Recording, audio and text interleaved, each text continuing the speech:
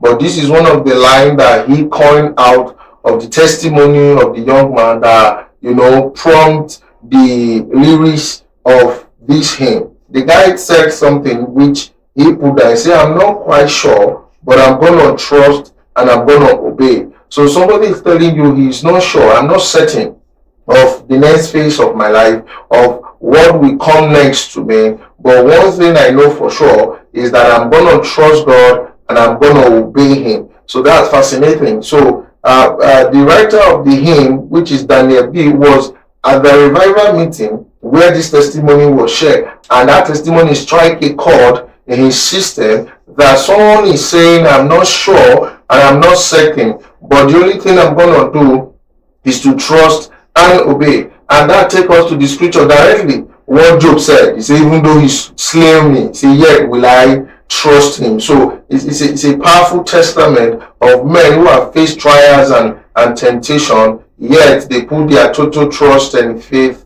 in God. So those simple words made a deep impression in Daniel B. Townend's heart. So he believed they captured the essence of Christianity, faith in God expressed through obedience. So you can never say you have faith in God if you cannot obey his commandments. Do you understand what I'm talking about now?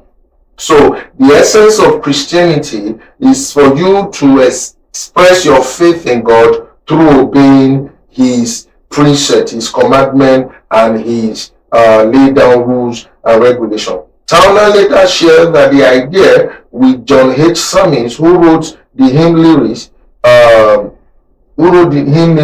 then composed the music. Townend then composed the music. The result was now the famous refrain that we sang today in our churches. He said, trust and obey. There is no other way to be happy in Jesus but to trust and obey. If you want to be happy in your Christian journey, you have to trust and obey. Do you remember what Proverbs 3 said? He said you should trust the Lord with all your heart and lean in your own understanding. So in all your way acknowledging, God will direct your path. So I find it alarming when we want to figure out everything about our steps, our lives before we commit what we are doing into the hands of God. But that is not a man who is willing to surrender it all to God. In this journey, you might not know what tomorrow will bring. You might not know what you will eat next. You might not know how to pay the next bill. But the scripture teaching, the commandment that God has given